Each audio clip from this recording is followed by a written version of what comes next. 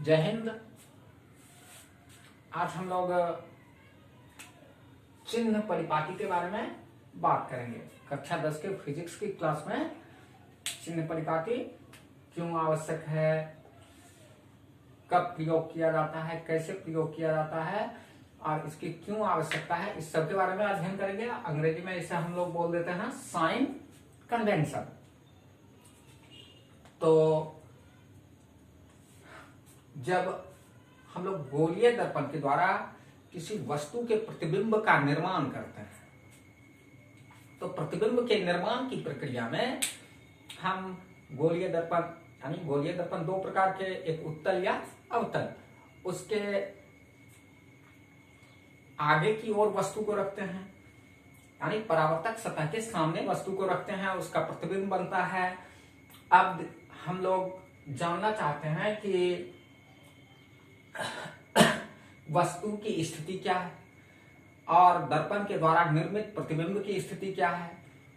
अर्थात यानी दर्पण से वस्तु की दूरी कितनी है, दर्पण से प्रतिबिंब की दूरी कितनी है, प्रतिबिंब वास्तविक बना है, काल्पनिक बना है, उसकी स्थिति कैसे जानेंगे। प्रतिबिंब का आकार, प्रतिबिंब यदि वास्तविक बना है तो वो किस स्थिति में है, उसकी ऊंचाई छोटी है या बड़ी है। फिर प्रतिबिंब यदि काल्पनिक बना हुआ है तो वो उसके आकार के साथ किस तरह का चिन्ह प्रयोग किया जाएगा।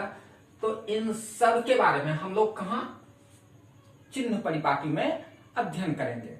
इन सब के लिए, इन सब की जानकारी के लिए हम लोगों ने एक चिन्ह परिपाटी, गणितीय चिन्ह परिपाटी का प्रयोग किया है। जिस प्रकार हम लोग नौ के क्लास में पढ़ते हैं कार्तीय पद्धति, तो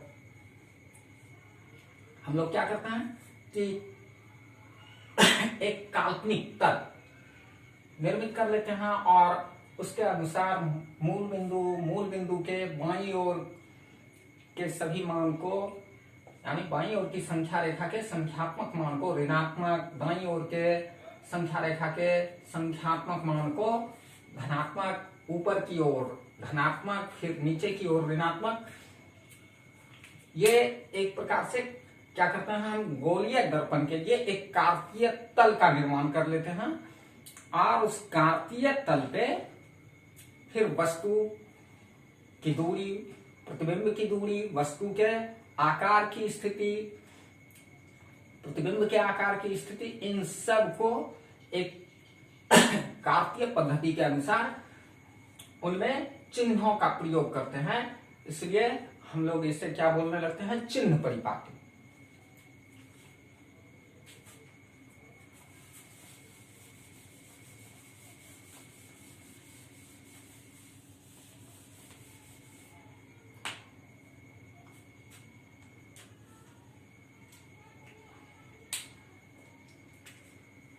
तो यदि चिन्ह परिपाटी की परिभाषा हमें पूछी जाए तो हम किस प्रकार व्यक्त करेंगे, चलिए लिख लेते हैं।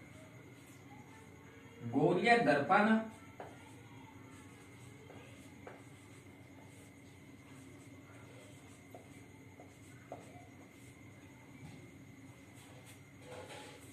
के प्रधान अक्ष या अनंत पर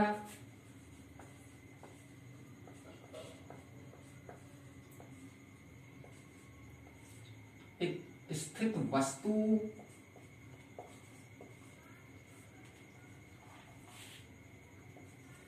की स्थिति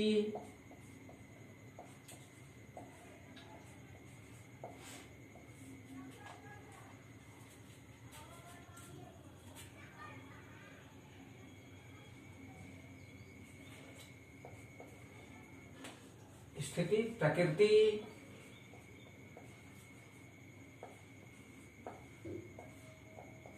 तथा आकार और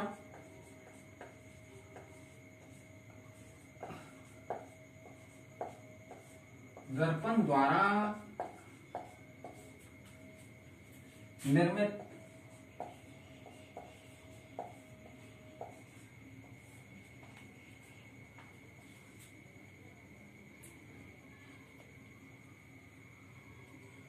प्रतिबिंब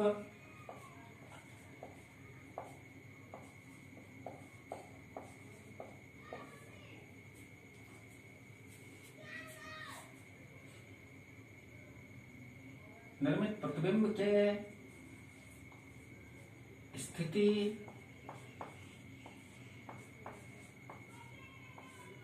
प्रकृति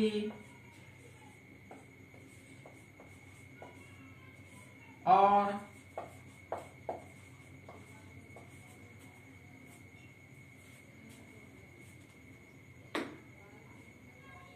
स्थिति प्रकृति और आकार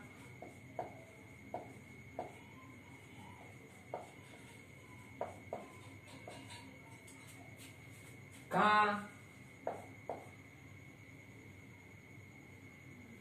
संख्यात्मक रूप से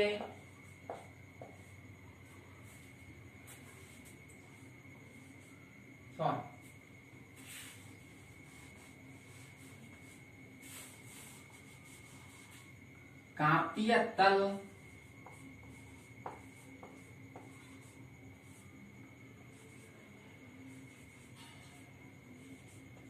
पर संख्यात्मक रूप से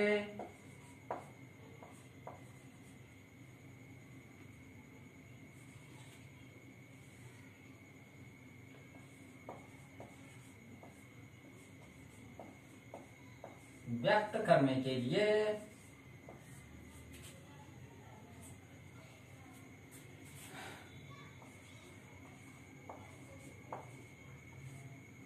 जो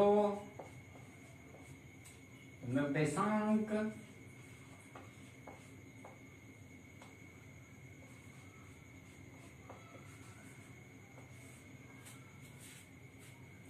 परिपाटी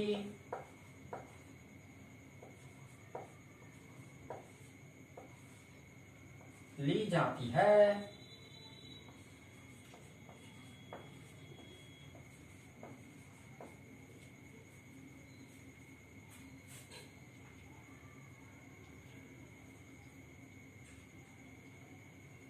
उसे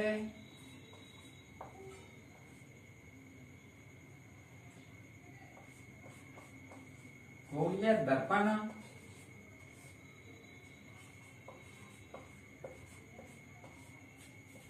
के लिए चिन्ह परिपाटी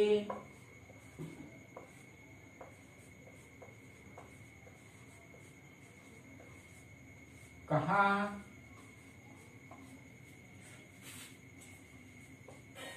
जाता है। तो इस तरह से हमने लिख लिया कि गोलीय दर्पण के प्रधान अर्थ या अनंत पर स्थित वस्तु की स्थिति प्रकृति तथा आकार और दर्पण द्वारा निर्मित प्रतिबिंब के स्थिति प्रकृति और आकार का कार्तीय तल पर संख्यात्मक रूप से व्यक्त करने के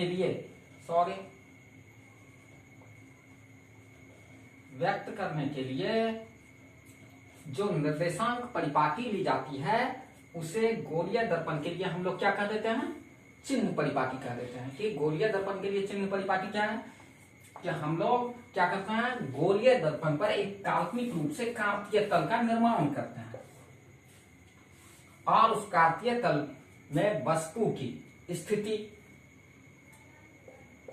उसकी प्रकृति, उसके आकार, इस सब का विवरण संख्यात्मक रूप में करते हैं।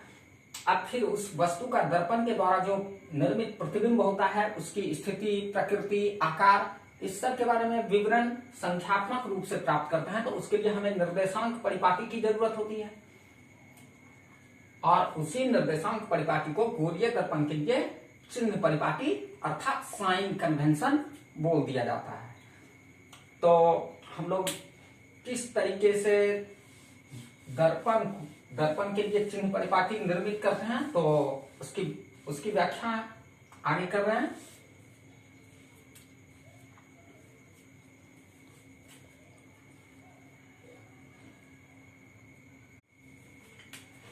अब हम क्या करेंगे, गोलीय दर्पण के लिए जो चिन्ह परिपाटी का निर्माण करेंगे तो उसके लिए हम लोग क्या करते हैं, देखिए कोई दर्पण अवतल दर्पण या उत्तल दर्पण ले लेते हैं गोलीय दर्पण के रूप में।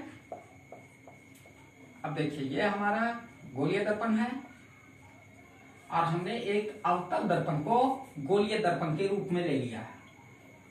अब इस गोलीय दर्पण का एक प्रधान अक्ष है, यानी दर्पण के ध्रुव और उसके वक्रता केंद्र से होकर जो जाने वाली रेखा है उसे हम लोग क्या बोल देंगे, गोलीय दर्पण का प्रधान अक्ष। तो ये पूरी रेखा यानी ध्रुव और वक्रता केंद्र से होकर जाने वाली जो काल्पनिक रेखा होती है, ये होती नहीं है, हम लोग क्या करते हैं कल्पना करते हैं, यानी उसके बीच दर्पण के बीचों बीच सेंटर पे एक काल्पनिक रेखा का मान लेते हैं। ये हमारा क्या है, प्रधान अक्ष, प्रधान अक्ष या मुख्य अक्ष। अब इस गोलीय दर्पण को, गोलीय दर्पण के लिए हम लोग जब चिन्ह परिपाटी का निर्माण करेंगे तो गोलीय दर्पण के ध्रुव को क्या बना लेते हैं, मूल बिंदु। ध्रुव ही क्या बन गया, हमारा मूल बिंदु, यह हमारा ओरिजिन पॉइंट है। अब देखिए, अब यदि यहां पर हम एक लंबवत काल्पनिक रेखा खींच दें तो ये हमारा क्या हुआ, जब दो रेखाएं एक दूसरे के लंबवत हो जाती हैं और किसी तल को चार बराबर हिस्से में या चार निश्चित विमाओं में उस तल को बांट दे, तब वो हमारा तल क्या कहलाने लगता है, कार्तीय तल।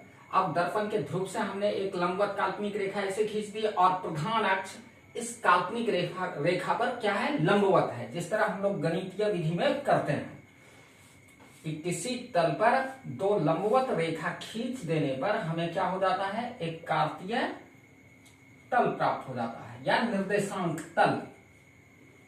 तो इस रेखा पर हमारा क्या है, गोलीय दर्पण है। गोलीय दर्पण का ध्रुव अब हमारा क्या हो गया, मूल बिंदु कहलाने लगा। जिस तरह इस दोनों रेखा का कटान बिंदु, दोनों लंबवत रेखा का कटान बिंदु मूल बिंदु है, अब ये हमारा मूल बिंदु बन चुका है।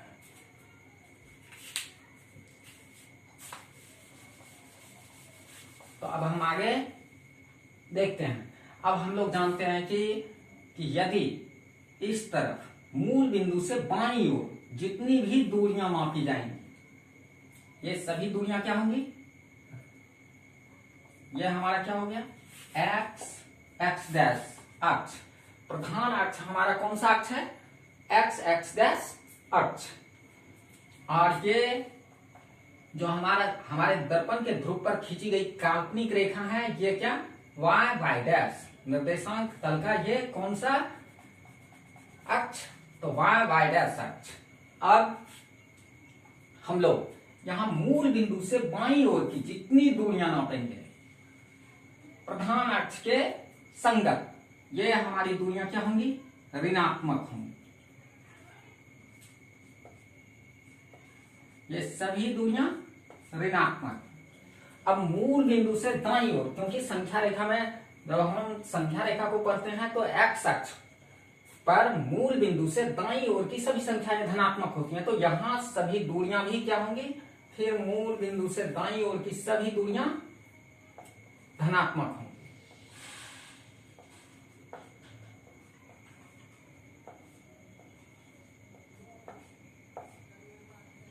अब देखिए, और दर्पण के ध्रुव से ऊपर की ओर तो हमारा वाई अक्ष धनात्मक और नीचे की ओर वाई अक्ष हमारा क्या है, ऋणात्मक है। ये माइनस में, ये प्लस में।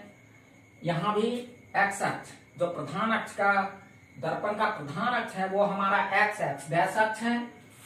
और ये किस रूप में, इस तरफ का एक्स प्लस में और इधर का एक्स, यानी मूल बिंदु से इधर की जितनी दूरियां जिसे एक्स डैश बोल दिया, ये हैं, ये रहेंगी किसमें, तो ऋणात्मक मोड में।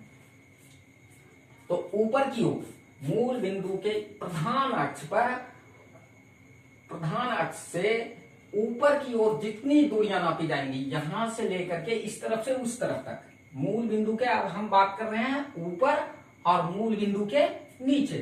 यदि मूल बिंदु पर कहीं पर भी हम दूरी नापे ऊपर की ओर, तो ये सभी दूरियां निर्देशांक चिन्ह परिपाटी की गणितीय निर्देशांक चिन्ह परिपाटी के अनुसार क्या होंगी? धनात्मक होंगी। तो मूल बिंदु से यानी दर्पण के प्रधान अक्ष पर एक्स एक्स डैश पर कहीं भी कोई दूरी यदि ऊपर की ओर मापी गई तो सभी दूरियां क्या होंगी? धनात्मक, पॉजिटिव। और इसी तरह जब प्रधान अक्ष मूल बिंदु से प्रधान अक्ष के नीचे की ओर एक्स एक्स डैश अक्ष पर नीचे की ओर, चाहे यहां से यहां तक कहीं भी दूरी नापी जाए, तो ये सभी दूरियां क्या होंगी? ऋणात्मक होंगी।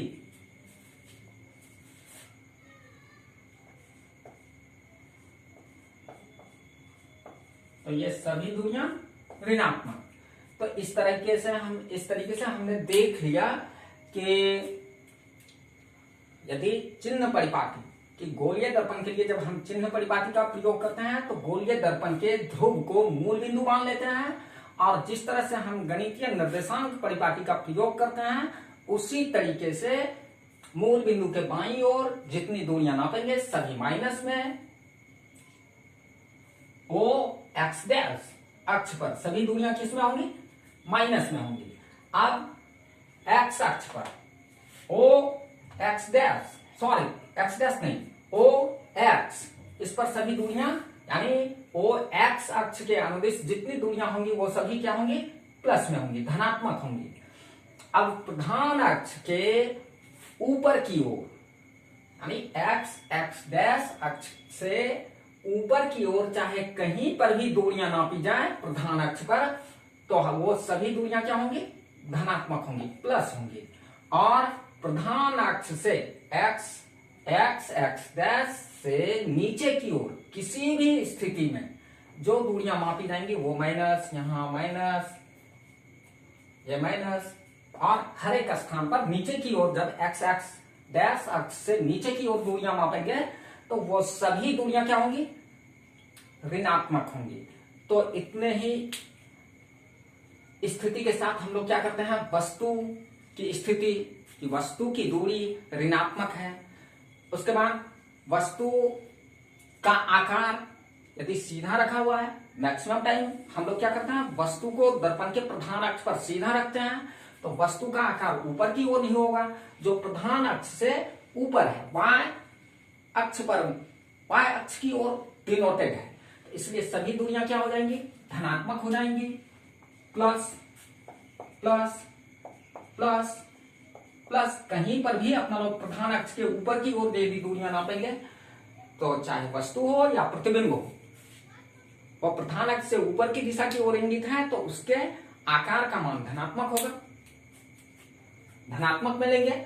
अब यदि नीचे की ओर हो जाए, वस्तु नीचे की ओर रहे, तो उसको भी उसका निर्देशांक चिन्ह परिपाटी के अनुसार उसके लंबाई के मान को किस में लेना पड़ेगा? ऋणात्मक में। लेकिन ऐसा नहीं के बराबर दिखाया जाता है,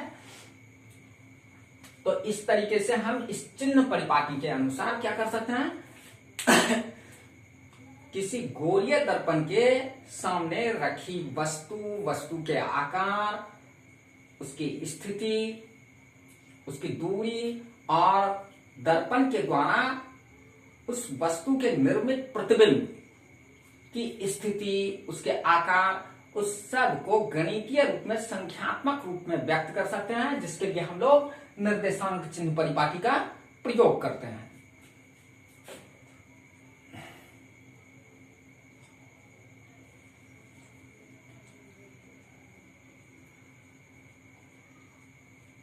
तो इस तरीके से हमने चिन्ह परिपाटी के बारे में पूर्ण रूप से विवरण जान लिया और उसका अध्ययन कर लिया।